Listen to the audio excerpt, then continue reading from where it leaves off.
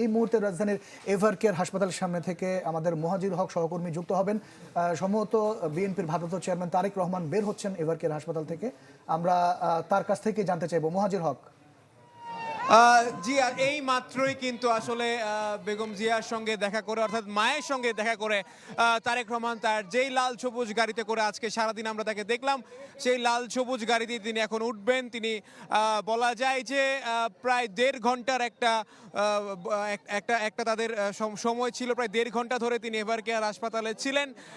তিনি এবং আমরা সাথে দেখতে পাচ্ছি তার স্ত্রী ডাক্তার জুবাইদা রহমান এবং দলের সিনিয়র যারা রয়েছেন তাদেরকেও আমরা দূর থেকে দেখতে পাচ্ছি যে তারা সবাই আছেন। এবং আমরা এর আগে যখন জুবাইদা রহমান আসেন তখন কিন্তু তিনি আগে এসেছেন এবং এরপর কিন্তু তারেক রহমান এসেছেন আমরা দেখেছি। এবং তিনি যখন আসেন তখন যেমন আমরা দেখতে পেয়েছিলাম তার দলের নেতাকর্মী ভক্ত সমর্থক যারা, তাদের যেমন উচ্ছ্বাস ছিল, এই মানুষগুলো কিন্তু অপেক্ষায় ছিলেন আবার কখন তিনি ফিরবেন, আবার কখন তাকে এক পলক দেখবেন, সেই অপেক্ষাটা ছিল। এবং আমরা কিন্তু এখন দেখতে পাচ্ছি তারা সবাই ওই হাসপাতালের গেট ধরে সবাই উকি দিচ্ছেন যেন একটু দেখা যায়। এবং আগের বার যখন তিনি যান তখন তারেক রহমান কিন্তু তাদের সঙ্গে দেখা করে গেছেন, কারোর সঙ্গে হাতও মিলিয়েছেন।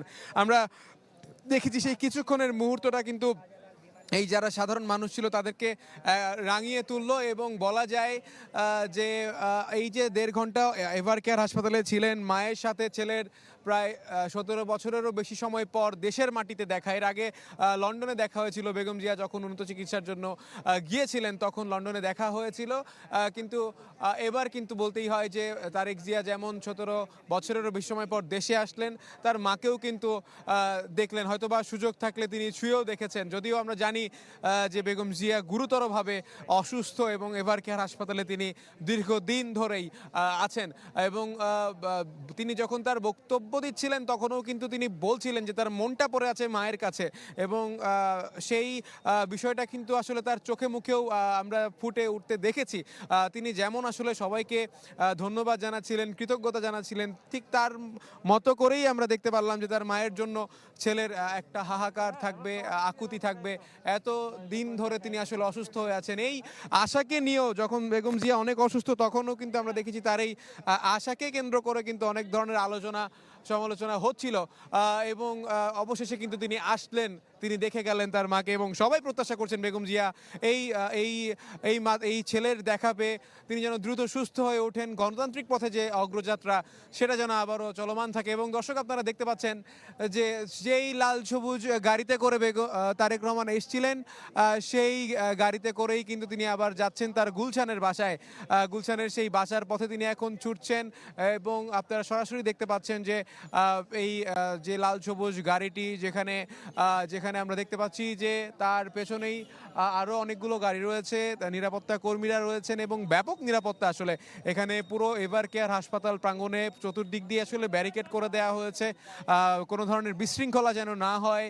আশেপাশের যারা রয়েছেন তারা যেন আসলে তারা দূর থেকে আসলে দেখতে পাচ্ছেন,